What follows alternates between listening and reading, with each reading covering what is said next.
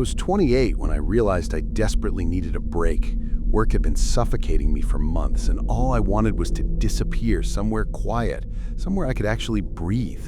That's how Emily, my girlfriend, and I ended up planning a trip to the Florida Keys. Emily loved the water, the warm sun, and the idea of escaping the city chaos. Honestly, it felt like the perfect solution. We found a small Airbnb on Key Largo. It was a one-story house, tucked away, right by the water, completely private. Pictures online made it look like a slice of paradise.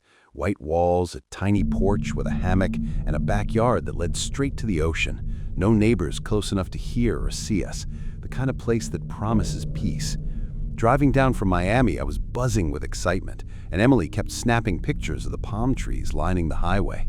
The sun reflected off the turquoise water as we turned the last corner, and it felt unreal, like the kind of place you only see in postcards. When we arrived, the house looked even better than the photos. Emily practically ran out to the porch, taking off her sandals, feeling the warm breeze. "This is perfect," she said, stretching her arms wide. I agreed. For a moment, everything seemed perfect. We unpacked, settled in, and that first night we slept deeply, lulled by the hypnotic rhythm of the waves. But around 2 a.m., I woke up to a soft, deliberate tapping sound. Tap, tap, tap. My heart skipped. I nudged Emily. "Do you hear that?" I whispered. She groaned, pulling the blanket tighter. "Probably a branch hitting the window, or the wind," she mumbled, half asleep. But the sound didn't stop. It was steady, too rhythmic to be random. I got out of bed, flipped on the porch light, and scanned the yard. Nothing, just darkness and water glimmering in the faint moonlight. Emily sat up, rubbing her eyes. "It's fine. Go back to sleep." I tried, but couldn't shake the feeling something was off. The next morning, everything looked normal. The sun was shining, the water sparkling, and the boats passing by looked almost magical.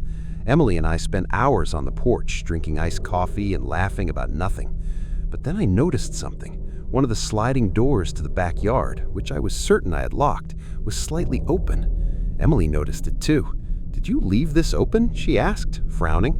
"No, I locked it," I said, feeling a pit in my stomach. I double-checked the lock. It was secure. "Weird," I muttered. Emily shrugged and went back to sipping her coffee, but I couldn't shake the unease creeping over me.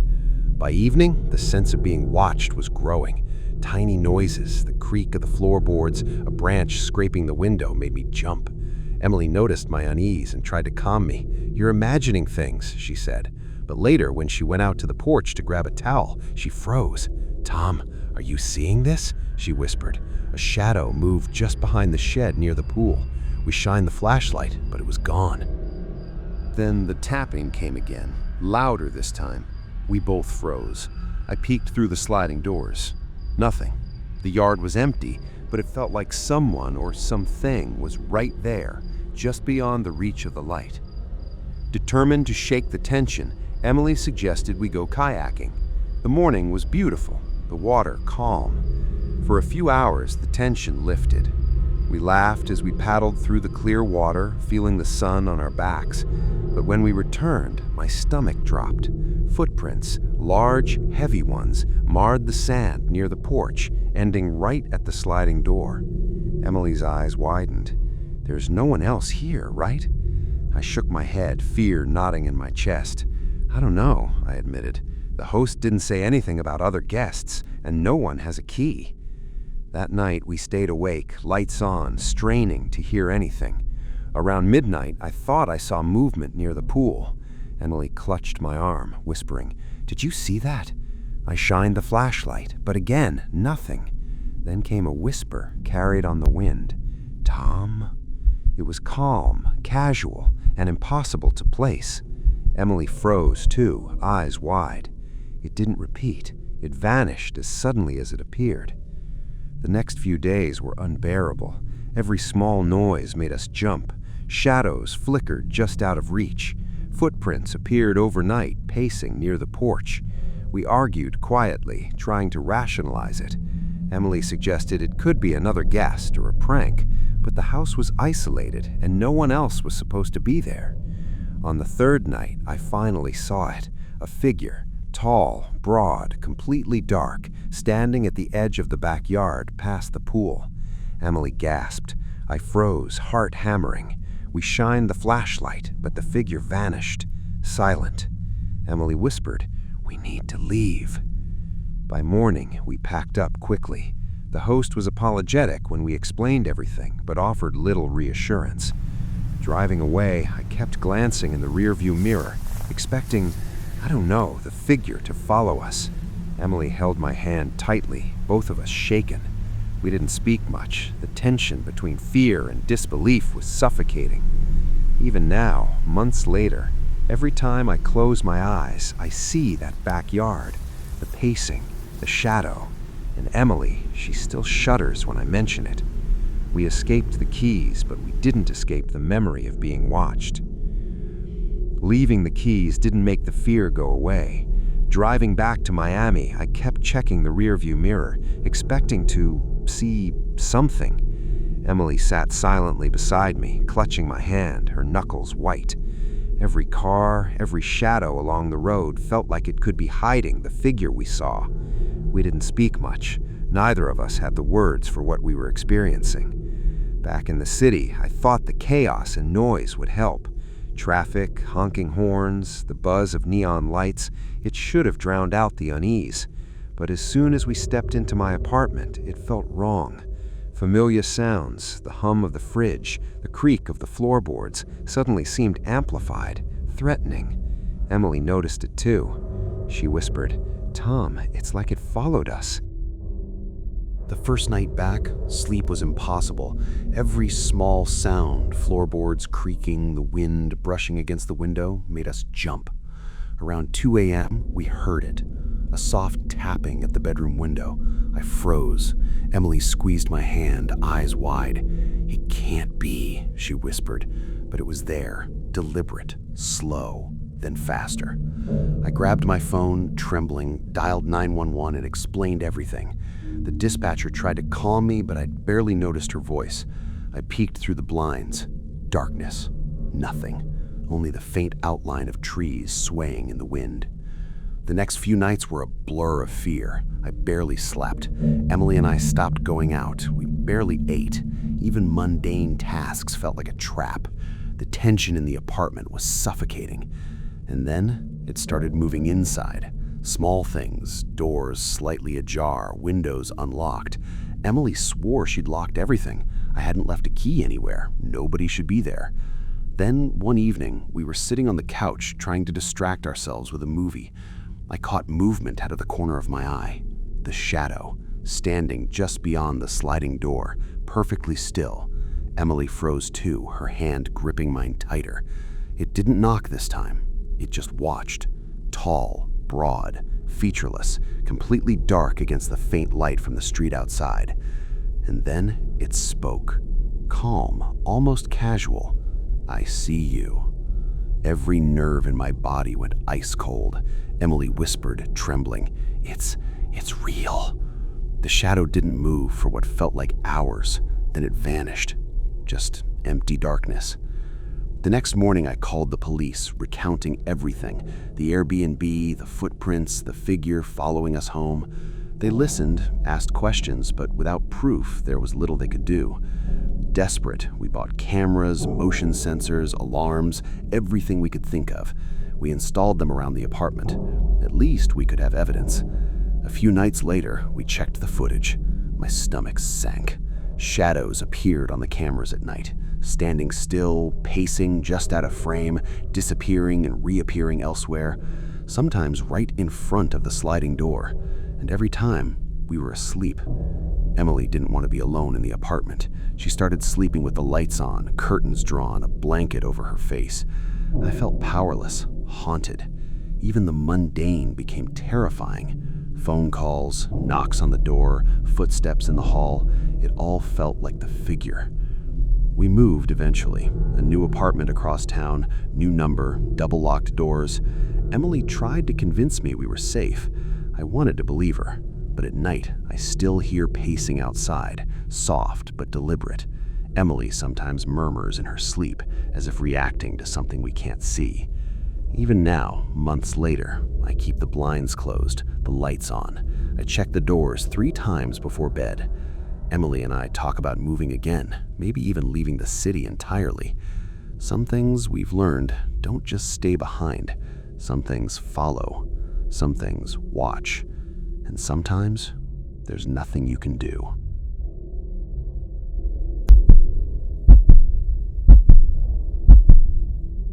My name is Alex. I'm 25, and a few months ago I moved to Florida with my girlfriend, Valentina. We were hoping for a fresh start, new city, new apartment, some peace away from the chaos back home. I never imagined that this fresh start would turn into something I still can't explain. It all began a few weeks after we settled into our new apartment in a quiet neighborhood near the coast. Valentina's parents had recently retired and bought a small beach house nearby, so we were lucky to be close to them. One Friday, Valentina suggested we spend the evening walking along the beach just to unwind from the week. I agreed, thinking it would be harmless, a simple date night with the sound of the waves and the sun setting over the horizon. The beach was relatively quiet, but there were still people around, playing volleyball or walking their dogs. Valentina wanted pictures, of course, Instagram photos, nothing fancy. I humored her, taking countless shots of her laughing, spinning, and posing with the sun behind her. That's when I first noticed something odd. In almost every picture, there was a man in the background. He wasn't always looking at her, sometimes he just stood there.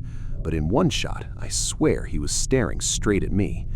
I glanced over at where he might have been, but the space was empty. I muttered, "That's weird," but didn't want to freak Valentina out. She shrugged and carried on posing, completely unaware. My heart was racing slightly, though. I've always had this creeping fear of being watched, of someone following me, and seeing that man in all the photos set my nerves on edge. We spent hours on the beach that evening, eventually heading back to her parents' house. I told myself I was overreacting, that it was probably some random guy lingering on the shore, but a part of me couldn't shake the feeling that he wasn't just anyone. Something about the way he appeared in every picture felt deliberate. Later that night, we went to Valentina's parents' backyard, which opened directly onto a small sand path leading to the water. Her parents had set up a little fire pit, and a few neighbors were hanging out. We were having a good time, laughing and roasting marshmallows, but my eyes kept darting toward the tree line at the edge of the property. Shadows moved oddly in the dim light, and every time I looked, I thought I saw someone standing there, but it was always empty. Around midnight, the gathering started to wind down. Most people left, and it was just Valentina, me, and her parents. As we walked back to the house, I thought I caught a glimpse of that same man from the beach standing near the edge of the sand. I blinked, and he was gone.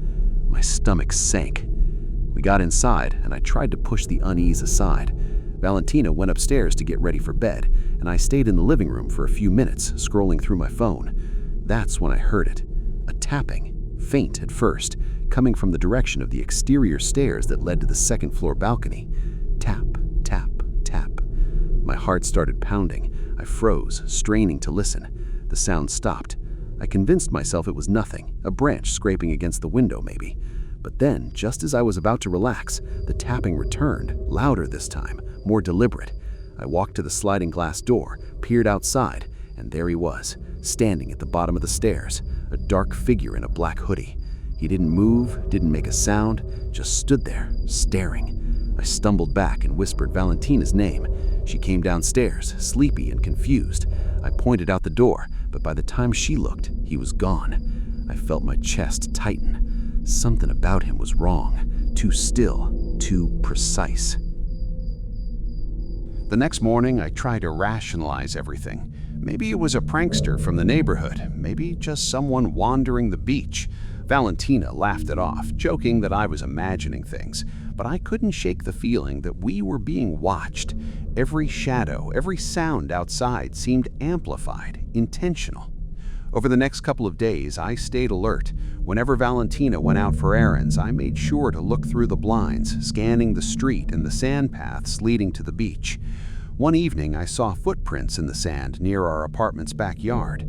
Large, heavy prints, not from the usual beachgoers. They ended abruptly at the fence. My stomach dropped. I mentioned it to Valentina, but she brushed it off. Probably just someone walking their dog, she said. But I knew better. Whoever this was, they were careful, methodical. That Friday, we decided to go to a local diner for dinner. It was late, maybe around 11:30 p.m., and the streets were empty. As we walked to the car, I felt eyes on me again. My pulse quickened. I turned to look over my shoulder, but there was nothing. By the time we got home, I was already on edge. That night, I couldn't sleep. Every creak in the floor, every rustle outside made me tense. Around 2 a.m., I heard the tapping again, this time on our sliding door.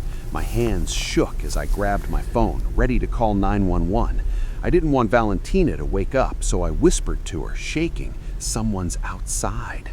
By the time she got up, the sound had stopped. We looked out the blinds together. Nothing, just the quiet night, the moonlight reflecting off the water. I wanted to believe it was over, but deep down, I knew it wasn't. The next morning, I inspected the backyard. More footprints, pacing, stopping, starting again. Whoever it was had been there overnight, watching, waiting. My chest tightened, and I realized something terrifying. It wasn't just the beach, it wasn't just the sand. It followed us here. We weren't safe, not even in Florida. I woke up later that night to a tapping sound on the glass table in the room. At first, I thought it was my imagination or maybe the wind, but the tapping grew louder, more deliberate.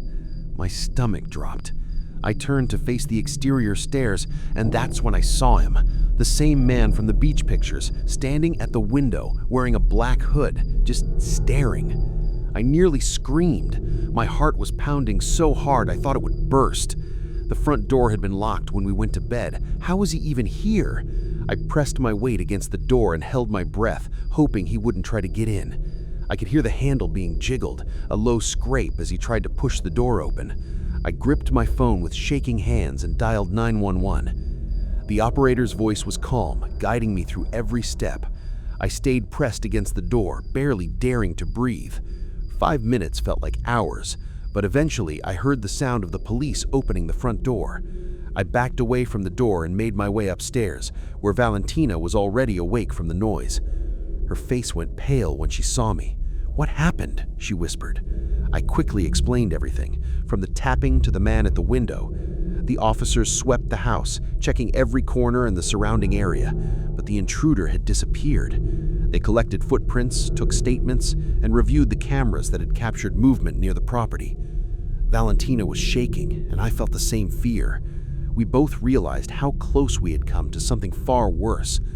They also discovered that he had taken some of Valentina's clothes and personal items. The police assured us they would increase patrols in the area, and they filed a detailed report for further investigation. After the police left, I stayed with Valentina for the rest of the week. I slept in her room, making sure all doors and windows were locked. We installed additional security cameras, motion detecting lights, and even a small alarm system.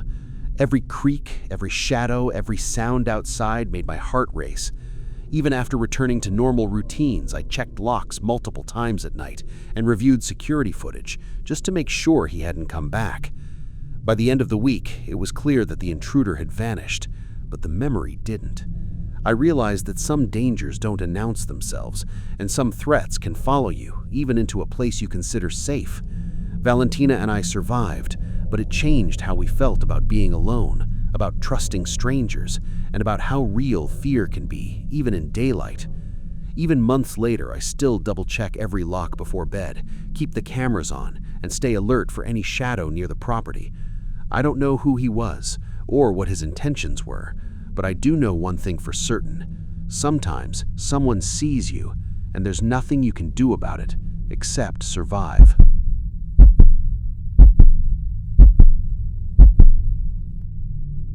My name's Ethan. I'm 28, and a couple of months ago, my girlfriend Lila and I decided to take a short getaway in Florida. We were craving a quiet break from our usual chaos, long work hours, traffic, city noise. Lila found a small riverfront rental tucked away near a bend in the St. Johns River. According to the listing, it was private, secluded, and perfect for couples. From the pictures, it looked exactly like what we wanted. A cozy wooden cabin, a wraparound porch, and a small dock extending into the water. No neighbors in sight, just trees, water, and sky. We arrived on a Thursday afternoon, the sun still high, and the air was thick with that humid Florida warmth. The cabin sat at the end of a long, narrow dirt road. As we pulled up, I noticed how quiet it was. You could hear birds in the trees and the occasional splash from the river, but nothing else. It was serene, almost too serene. Lila hopped out of the car and immediately ran toward the porch. "This is perfect," she said, taking in the view. I tried to share her excitement, but there was a little nagging feeling at the back of my mind, a sense that we were completely cut off.